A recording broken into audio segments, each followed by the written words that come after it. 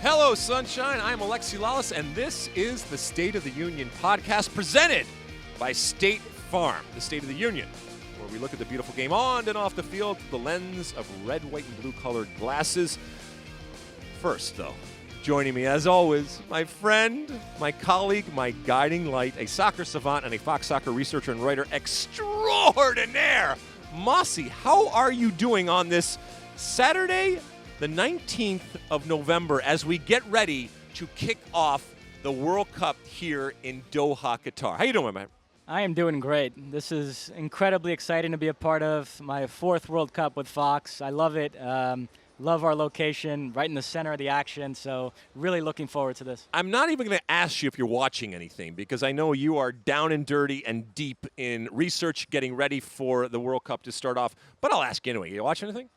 No, but when I left here, there were still 2 episodes to go of Andor this season, and I am going to try to find a way to watch those during a day off or something. You should. You should. I mean, finding moments for yourself, getting away from all of this craziness is very, very important. You know, our fearless leader, David Mosse, constantly tells us that this is a marathon, not a sprint. And you got to be careful to pace yourself in everything that you do, whether it's those of us in front of the camera or those of us behind the camera. You got to make sure you find those moments. And I'm sure that you will. So if it's Andor or anything else, that's great. The other thing then when it comes to a World Cup is we have a wonderful digital team. So I'm over in one of our buildings that we have over here as part of our set. Again, we are, if you are just listening, we are coming to you from our Fox set here, which is right on the Corniche, right on the water. We got people all over the place. It is just a party as far as the eye can see. But I was meeting with some folks over there, getting my phone fixed, the IT guys, and all of a sudden got a tap on the shoulder. It was the folks from our digital team saying, "Hey, we need your picks. We need your bracket." So I went and did my bracket. Now, my philosophy, Mosse, is I could certainly give a bracket that says all the usual suspects, that says what everybody else does. But one thing that I have found is that World Cups give us surprises. And I think that this World Cup here in Doha, Qatar, is going to give us surprises, the likes of which that we have never seen. We know it's happening at a time that we've never had it. We know it's happening at a place that has never had it in terms of the Middle East and here in Doha. I think that it's going to throw up some really, really interesting and surprising results, and that ultimately, my friend, is reflected in this bracket. There are going to be people out there that agree with me. There are going to be a lot of people out there that disagree with me. You got all the platforms out there to scream and yell and call me the names, and you've already started to do it here because immediately Fox put this thing out on all the social media platforms here. But we're going to go through my picks. Now, my friend David Mosse over here, I'm telling you, folks, he is going to do a bracket, all right? He has not done it yet, so he's going to be reacting off of my picks, which might be even more fun and funnier ultimately. But he is going to do a bracket if it's the last thing that I do. I'll do one at the end of the tournament. Wonderful. That's great. I used to do, I used to get asked, who do you think is going to do well here? And I would just kind of, blanket everything and just pick, on this show I would pick this, on this show I would pick this, and then ultimately I would be right at some point. We're not going to do that here. All right, Mosse, you ready for this? Let's do it. All right, here are my World Cup picks. We are starting out in Group A. As we have mentioned before, Group A with the host Qatar. You got Senegal, you got Ecuador, and you got the Netherlands. I don't think I'm going out on a limb here when I say the Netherlands are going to finish first. Where it gets interesting is who finishes second. Now, as we have heard, unfortunately, Sadio Mane is not going to be playing in this World Cup. It is a huge injury loss for Senegal, and I think it completely, well, not completely, but for a lot of people, decides ultimately who that second place team is going to be. I always had Ecuador over Senegal, but there's a lot of people that picked Senegal that are looking and saying, no, I'm going to have to pick Ecuador because of the loss of Sadio Mane. I have Netherlands finishing first. I have Ecuador finishing second. Did you give any consideration to Qatar, or do you think this is a South Africa 2010 situation? I am worried about Qatar. Now, I do believe that the power and the energy and the spirit of being a host nation can lift you. I mean, I remember even back in 2010 being in South Africa and seeing Shabalala hit that shot. And I am just hoping for individual moments like that this country and this culture can live on. Look, if they literally punch above their weight here when it comes to incredible lack of experience when it comes to Qatar, well done. I just don't see it happening in this particular group where everybody is so evenly matched, and then you have, I think, Netherlands as the cream of the crop here. So I didn't give them a second thought about coming out of this group. But we've seen it before. I mean, we've seen Russia and different teams do some incredible things, but I just don't think it's going to happen. Do you have any difference of opinion when it comes to this? No, I buy it. I had Netherlands, Senegal, but the Sadio Mane injury is giving me pause, and I might switch to Ecuador too. All right, now Group B, and I'm going to do it right now, okay? And I know this is where people start going, hold on, what are you drinking? What are you smoking? What's going on? I got the United States winning the group, my friend. Now this isn't lacking precedent. We have seen this in the past. The U.S. has won a group, and by the way, has won a group that features the United States. I got the U.S. finishing first, and I got our friends England finishing second. I would invert that. I would go England 1, USA 2. Because you hate America, but that's okay, whatever. I mean, you do you. All right, Group C, I got Argentina coming out first with Messi, and then what is going to be a really interesting tournament in terms of my bracket, I got our friends El Tri, Mexico, finishing second over Poland and Saudi Arabia.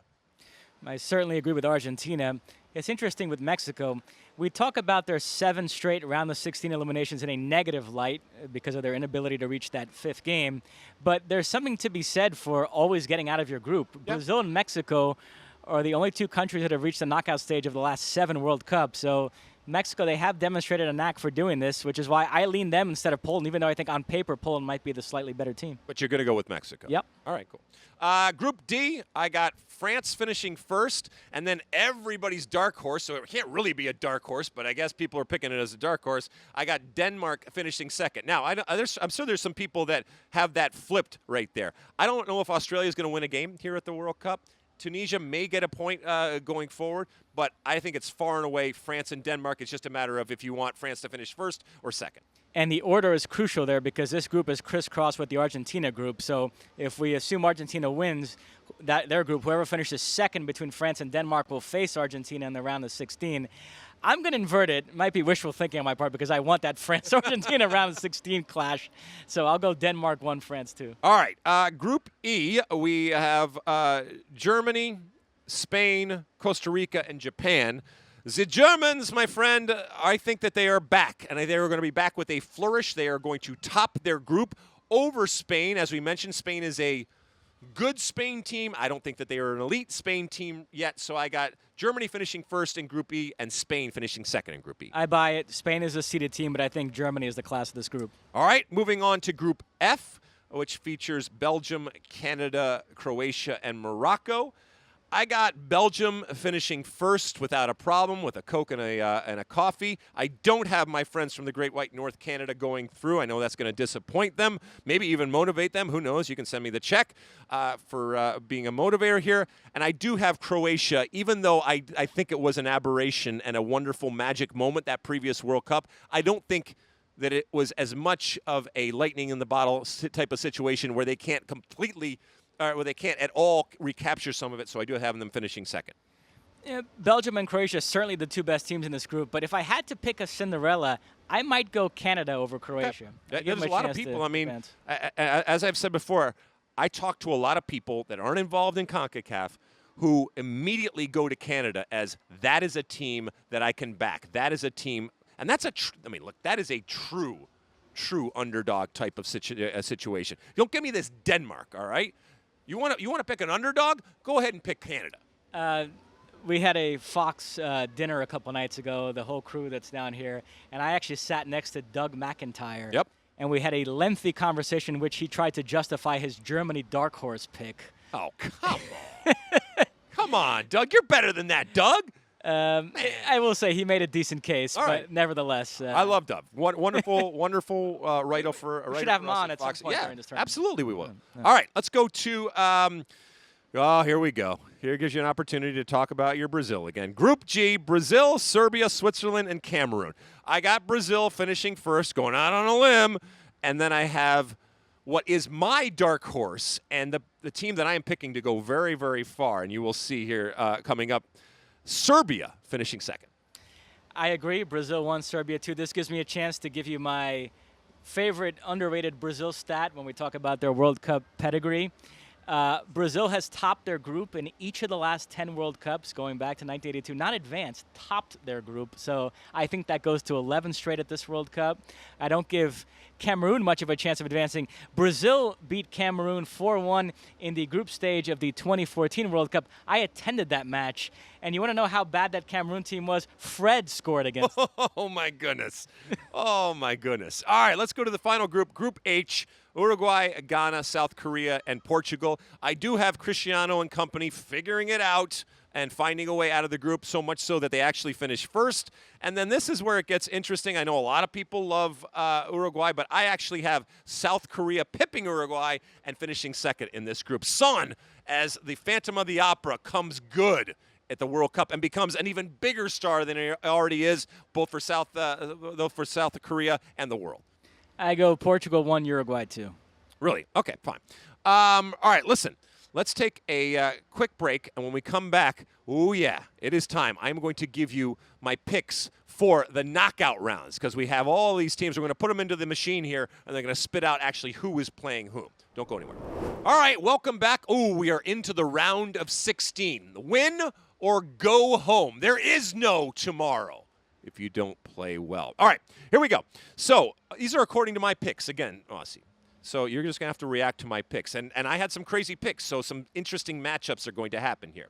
I have the Netherlands in the round of 16 against England. A classic, traditional type of matchup when it comes to the Dutch and the English. And I have the Netherlands beating England. England, I'm sorry, is not coming home. And not only that, you're going out against L'Orange. This would be a great game if this matchup actually happens. The Netherlands beat England in the semifinals of the First Nations League back in 2019. And I'm with you. I think they would beat him again here. Okay. Then, the second group happening December 3rd, this would happen, would be Argentina versus Denmark. Everybody's favorite, everybody's dark horse. However, coming up against everybody's real favorite when it comes to Messi and Argentina, the sentimental favorite, if you will, of this World Cup. And I have Argentina finding a way to dispatch Denmark. Not easily, but they find a way and they get through.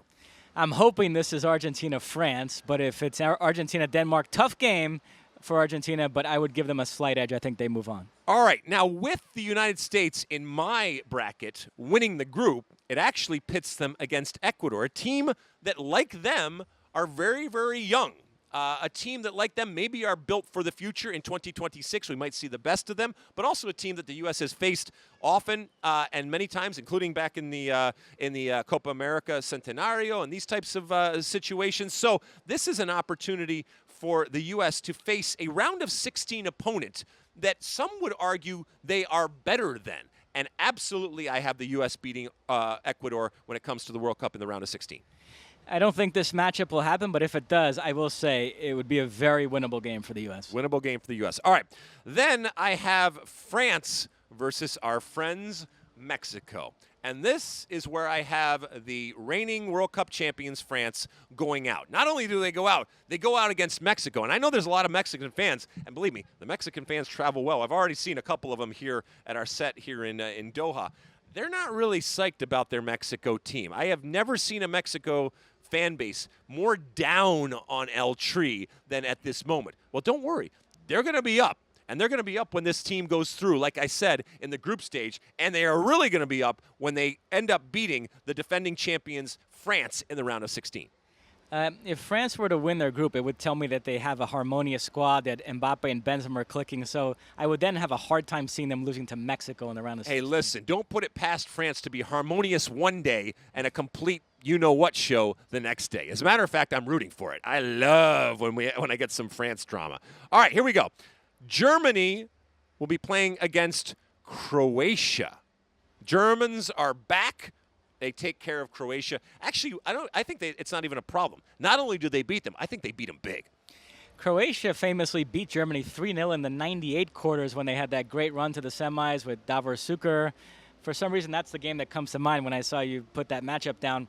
But I agree with you. This time around, if those two played, I would go with Germany. All right, well, if you agree with me there, you're certainly going to agree on this next game. Brazil against South Korea. I don't even think it's going to be a game. I think Brazil easily handles South Korea. South Korea, you had a good little run there to get out of the group, but you're going home.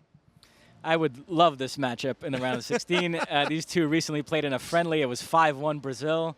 So, yeah, I certainly think Brazil would take it here as well. All right, a really interesting matchup as far as I'm concerned. Belgium, that golden generation, against what may be the next golden generation of Spain. I think ultimately the old golden generation of Belgium finds a way to get past this not yet ready for primetime Spain. I would lean Spain in this matchup. You would? Yes. Really? Yeah. Okay, all right. And then the final matchup in the round of 16, I got Portugal versus Serbia. Well, I've already told you that my dark horse is Serbia. So this is where not only Serbia win, but they kick out Cristiano Ronaldo, who goes screaming and yelling to anybody that'll listen, out of the World Cup. Now, where he goes from the World Cup, from Doha, I have absolutely no idea, given the situation back at Manchester. But he and Portugal out of the World Cup on the loss to Serbia. Portugal and Serbia were in the same qualification group, and Serbia finished in first place, winning away to Portugal on the last match day to top them. So if they were to also knock them out of the World Cup, that would be a lot of misery that Serbia would be inflicting on Portugal in a short period of time. They got them. They got their number. All right, let's go to the quarterfinals, Mosse. All right, after I put it into the calculator, it spits out that the Netherlands will be playing against Argentina, another classic matchup. Ultimately, this, for me, this is difficult, but there's going to be some tears, Mosse. There's going to be some tears on the field and off the field. I got the Netherlands. I got the Netherlands beating Argentina in the quarterfinals. In 1998, these two met in the quarterfinals. The Netherlands won 2-1. Dennis Bergkamp scored one of the great goals in World Cup history. If you have a couple of minutes, go on YouTube, watch it. It's unforgettable. More recently, Argentina beat the Netherlands on penalties in the 2014 semis. And then the most famous encounter between these two countries, the 1978 final in Buenos Aires. Argentina 3-1 win in extra time. Mario Kempes, the hero, their first World Cup title. Second straight final defeat for the Netherlands. This would be a phenomenal game, but I do think this time around Argentina would get them. They would advance. Really? Okay. Yeah. Now listen, folks. I'm about to tell you this matchup that that my picks have created. I did not orchestrate this. All right? I just made my picks. Let the chips fall where they may. On December 10th, if my bracket were to come to fruition, Mosse, guess what we got? USA versus Mexico. Oh, in the World Cup, an opportunity for Mexico to erase the constant 2-0 that we hold over to them from back in 2002 when these two met. To face our rival in, by the way, the quarterfinals of the World Cup. So Tata Martino, in essence, not only has gotten them to the Quinto Partido, but also gets to face the United States and vanquish all of those ills and evils and the haunting of 2002. Wow, what an opportunity. But guess what? He doesn't get it done. The United States beating Mexico in the quarterfinals of the World Cup to go to the semifinals. I mean, the way this rivalry's gone recently, you'd have to go with the U.S., beat them in the Nations League final, beat them in the Gold Cup final, took 4 out of 6 points from Mexico in the octagonal. Even at club level, MLS teams recently have been taking it to League MX. So, absolutely, you put these two teams against each other, and right now I'm picking USA all the way. All right, December 9th would be Germany versus Brazil, and this is where the German train runs out of juice. Your friends Brazil, they find a way to beat Germany. Not easy, maybe a 1-goal game, but Germany comes out on top. Brazil comes out on top. 2 World Cup meetings between these two. Brazil won the 2002 final. Germany won the 2014 semis, and I like to leave it at that. I don't think the exact score lines of those games are all that important to bring up. If they were to play here, man, that'd be scary for me. But obviously, I'd wish for Brazil. Well, you don't believe any of this is happening anyway, so yes. don't you worry. And then the final quarterfinal would be Belgium versus Serbia. I've already told you I love my Serbians. They are going through against Belgium, that golden generation. Goodbye. Go home, create a new generation. Serbia on to the semifinals. All right, should we go to the semifinals, Mosse? Yep. USA versus Serbia. And this is where, you know, the Serbia part of my heart that has picked them as these dark horses, they find a way to send the United States out in the semifinals of the World Cup. An incredible run, a historic run, but it is cut short, and they can't get to the final against Serbia. Sure. We've so deviated from anything I would possibly have here so that I don't even know what to say about this game. All right, wonderful. I have made Mosse completely speechless. He has nothing to say. I'll bet you got something to say about a potential Brazil-Netherlands matchup. I got your Brazil going through against the Netherlands. 1998, these two met in the semis. Brazil advanced on penalties after a 1-1 draw. One of Ronaldo's great performances at the Velodrome in Marseille. I remember it like it was yesterday. Netherlands also beat Brazil in what was effectively a semifinal, different format back then in the 1974 World Cup. So there's some history there. Would be a great matchup, and yeah, I would lean Brazil. All right, well, and then in the final, I got Brazil versus Serbia. Just a bridge too far for my Serbians, but they go out with their heads held high, having shocked the world and lived up to my bracket. Brazil, your ultimate champions. Now, Mosse, once again, I keep asking you because I'm giving you the opportunity to change. Who do you got winning the World Cup? No, I still have Argentina. Okay, I just want to make sure. I mean, if you came up against Serbia in the final, I would be very confident. Keep in mind, the last two World Cups Brazil won, they've faced a team in the knockout stage that was also in their group. 94, it was Sweden, 1-1 draw at the Silverdome, and then they played again in the semis, 1-0 Brazil, Romario with a goal at the Rose Bowl, and then 2002, Brazil opened the group stage against Turkey, 2-1, Rivaldo with a late penalty. Also, the game where Rivaldo had that embarrassing embellishment where he got kicked in the leg and went down holding his face. He was taken down. And then the two teams met again in the semis, 1-0 Brazil, Ronaldo with the goal. Also happened way back in 1962. Brazil and Czechoslovakia met in the group stage 0-0, and then they played again in the final, 3-1 Brazil. So there would be some symmetry here if two teams that were in the same group would then meet again in the final. All right. Well, we've gone through that. We got some other awards that we kind of want to pick. So we're going to take a real quick break. And when we come back, what are we going to do? Oh, yeah, we're going to do Golden Boot, Golden Glove, and the assist man when it comes to the World Cup. So don't go anywhere. All right, welcome back. We got a few more predictions here, Mosse. Goals are very, very important in this game. So we're going to pick the Golden Boot winner, which is given to the player that scores the most goals throughout the tournament. The Golden Glove winner, which is given to the best goalkeeper. And then we're going to do the most assists in the tournament. And we're going to call it the Assist of the Week, and it is presented by State Farm. It's a segment that we're going to run through the tournament because sometimes the goal scorers get all of the attention, but we know that assists are important. All right, Mosse, first off, we're going to start with goals because they are the most important. When it comes to the Golden Boot, you got to be strategic about this pick. You got to have somebody that is going to go deep in the tournament, that is going to play as many games as possible. You also have to have someone that's playing on a team that creates a tremendous amount of opportunities. And I think you got to have somebody that's going to be playing against some teams that are going to give him multiple opportunities. I put that all into my computer, and I come out with Argentina's Lautaro Martinez up top. I think that he is going to be fed time and time again with all of that talent that Argentina has. I mean, hell, they play against Saudi Arabia in the first game. They're going to have all the possession. I think they're just going to be coming in waves. I think there's a possibility, even in that first game, of him getting multiple goals. I'm with you. Lautaro Martinez is my pick as well.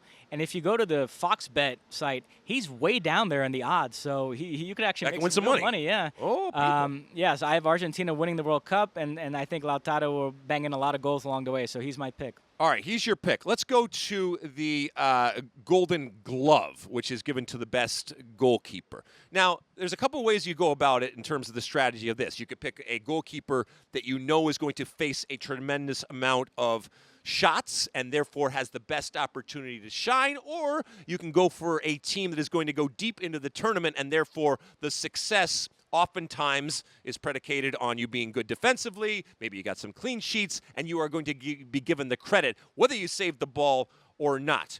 I am going to go with the latter in that I am going to go with this Brazilian team that we talked about in terms of their defense, and I'm going to go with Alisson. I think that this guy, if he was in a situation where he was facing a lot of shots, he would be wonderful. But also, in a situation where he's only having to save that one big shot that keeps the team in the game, he can certainly do that. I think ultimately, not only is Brazil my pick to win the World Cup, but behind Alisson and this defense that we talked about that oftentimes isn't given enough credit, I got him winning the Golden Glove. Alisson's a good choice. I think he's the second best goalkeeper in the world right now behind Thibaut Courtois. But I'm staying with the Argentina theme. I would go with Emiliano Martinez for the Golden Glove. All right, let's do the most assists now in the tournament. And we're going to call it the Assist of the Week, presented by State Farm, a segment that we are going to run through the tournament. So we will be focusing in on the assists. But ultimately, when it comes down to who we think are going to get the most assists, again, strategically, you're probably looking at a team that possesses a lot of the ball. You're looking at a team that obviously scores goals. You're also looking at a team that you think is going to make a run in the tournament. I put all that together. I got Antoine Griezmann sitting in that pocket behind Benzema and Mbappe, just kind of dishing the rock to them, letting them put it in, making them feel good. They know where their bread is buttered, and oftentimes is buttered from Mr. Griezmann. I'm going to go with Neymar. Interesting. The same way that we've talked about Messi becoming more of a provider, there's a similar dynamic with Neymar. I think he's much more comfortable now laying on passes for guys like Vinicius and Rafinha. And so I think you'll see Brazil go far and Neymar rack up a lot of assists in this tournament. So I'll go with him. All right, so there you have it. Those are our predictions for Golden Boot. Those are our predictions for Golden Glove. And as we mentioned, the assist of the week, our prediction for who is going to have the most assists ultimately by the end of the tournament. What are yours? Let us know who you got there. All right, we're coming to the end of the show, so we're going to take another quick break. And when we come back, I will give you my one for the road. Don't go anywhere. All right, welcome back. It is the end of our show, and at the end of each and every show, I give you my one for the road. Mosse, we are sitting here in this incredible setting, and I get to sit next to my friend here, David Mosse, and we get to talk about soccer. Not too far over, I guess my right shoulder over there, across the bay, the United States men's national team is settling in on the night before the World Cup begins. What must they be thinking? Listen, I am able to be in this chair today talking to you because of the World Cup. It changed my life forever. I lived the power of what a World Cup can do to an individual. When those young men are over there putting their head down on their pillow and they start to think about what is in front of them, it must be incredible, the thoughts going through their head. This generation will have grown up watching the Clint Dempseys and the Landon Donovans. They will have sat there in front of that television looking and dreaming and aspiring to be one day on that field that is the World Cup. And my friends, it doesn't matter how much money you make. It doesn't matter how famous you are. It doesn't matter how many trophies you have won with your club. It doesn't matter who your girlfriend is, who your boyfriend is, what magazine covers you are on. The World Cup is special, and it holds a special place. And as they sit over there or lie over there in their hotel rooms getting ready for this incredibly unique and different World Cup, I hope that they are recognizing not just the responsibility, but the opportunity that is in front of them. They have the opportunity to change not just their life forever, but to change soccer. And we talked earlier in the pod about the platforms that exist. And within those platforms are opportunities. This group of young men that we have followed through this last cycle, they are incredible. They are impressive.